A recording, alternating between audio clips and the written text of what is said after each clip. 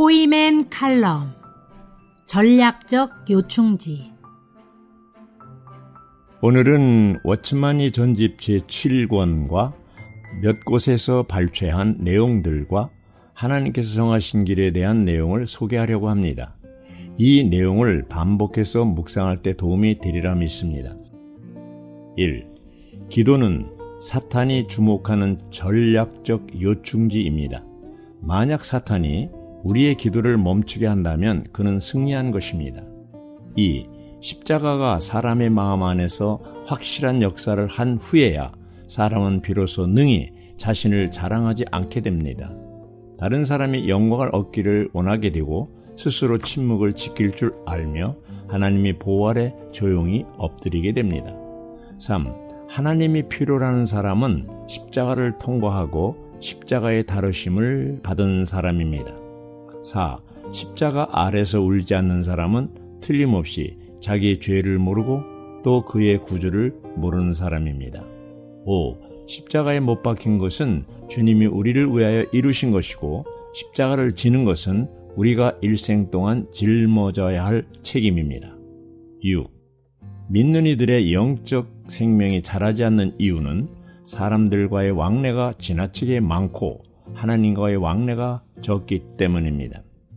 7.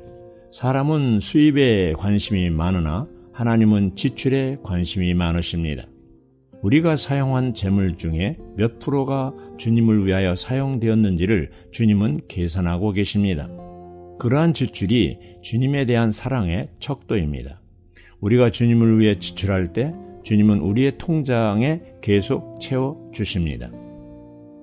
8. 전도자에게 가장 먼저 필요한 것은 그가 반드시 자신의 전할 메시지를 믿어야 한다는 것입니다.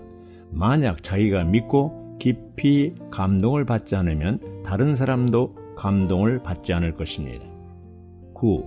믿는 이들 중에는 주님에 대한 작은 체험을 하고서도 여러 사람에게 알려주는 경우가 있습니다.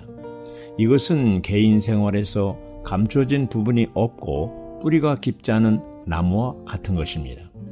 10. 모든 그리스도인들에게는 두 벌의 옷이 필요합니다. 첫 번째는 우리의 구원을 위한 칭의의 옷으로서 우리가 영접한 그리스도, 즉 객관적으로 의이신 그리스도를 상징합니다. 두 번째는 우리가 주님께 인정받고 주님을 기쁘시게 해드리는 옷으로서 우리가 살아낸 그리스도, 즉 주관적으로 우리의 의가 되신 그리스도를 상징합니다. 11. 그리스도인의 일생은 하나의 경주입니다. 구원받은 모든 믿는 이들은 일반적인 의미의 보상이 아니라 특별한 의미의 보상을 얻도록 경주해야 합니다. 바울은 부르심의 상을 얻기 위하여 일생 동안 경주했습니다. 12. 홀로 있을 때 경건한 생활을 하는 것이 진정한 의미의 경건입니다. 13. 자신의 자녀들을 지나치게 자랑하는 것은 결국 자기 자신을 자랑하는 것이 됩니다. 14. 현 시대에 조성된 품격은 영혼까지 계속 이어가게 되는 것입니다. 15. 우리가 세상과 갈라서지 않는다면 결국 세상은 우리를 하나님과 갈라서게 할 것입니다. 16. 사람을 하나님 앞으로 이끄는 가장 좋은 방법은 우리가 먼저 하나님 앞에 나아가 중보 기도하는 것입니다. 17. 계시는 우리가 하나님으로부터 얻은 것이며 지혜는 우리가 하나님으로부터 얻은 계시를 분명하게 하는 것입니다. 18.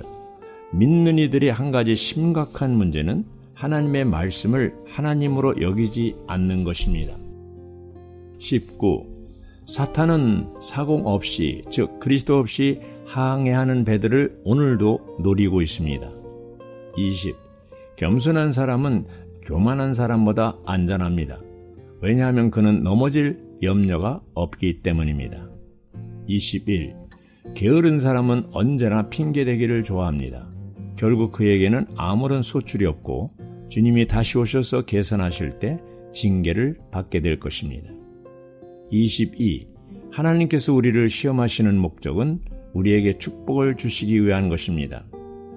23. 기도는 사탄의 역사를 멈추게 하지만 사탄은 기도를 멈추게 하려고 별짓을 다합니다. 24. 사람은 하나님을 담는 그릇으로 창조되었습니다. 그래서 하나님을 담을 때 사람은 가장 행복하고 기쁘고 아름답습니다. 25. 교회 안에서 사람들을 함부로 칭찬하거나 판단하지 마십시오. 칭찬하면 육체를 높이는 것이고 판단하면 정죄에 빠지게 됩니다. 우리는 다만 주님을 높이고 주님께 감사해야 합니다. 하나님께서 정하신 길에 대하여 1. 하나님께서 정하신 길은 하나님이 정하신 것이지 사람의 생각에서 나온 것이 아닙니다. 이 길은 처음부터 성경에 있었던 길입니다. 따라서 우리는 반드시 이 길을 가야 축복이 있습니다. 2. 하나님의 정하신 길을 말하는 사람은 많으나 실행하는 사람은 적습니다. 3. 생, 양, 교권에서 중요한 것은 복음을 전하는 것입니다. 낳는 것이 없으면 나머지 세 가지도 없는 것입니다. 4. 낳고 기르고 가르치는 것은 가정에서 하고 신혼함으로 건축하는 것은 지역에서 하는 것인데 만약 생, 양, 교만 있고 건축이 없으면 목적이 없는 것과 같습니다. 5. 하나님의 정하신 길을 가면 반드시 사람을 얻게 됩니다. 사람을 얻지 못하는 것은 새 길을 가고 있지 않다는 증거입니다. 6.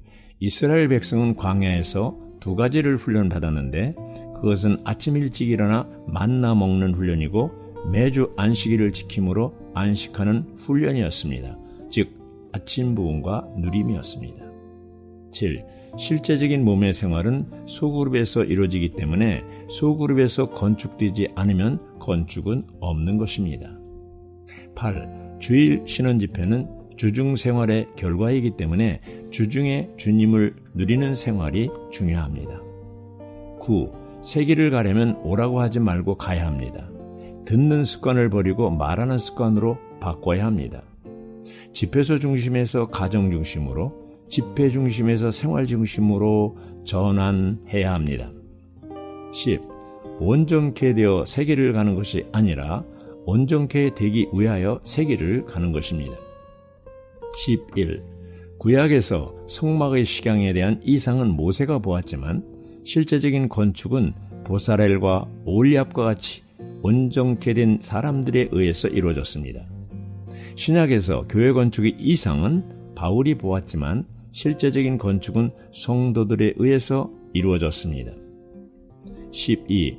요한복음 15장 16절에서 포도나무의 가지는 열매 맺는 것이 목적입니다. 그러므로 영적인 분량이 있다거나 영적인 지식이 많다고 자랑할 것이 아니라 실제적인 열매를 맺는 것이 중요합니다. 13. 사탄이 필사적으로 방해하는 세 가지가 있는데 첫째는 기도하는 것이요, 둘째는 영을 사용하는 것이요, 셋째는 입을 열어 신원하는 것입니다. 아멘.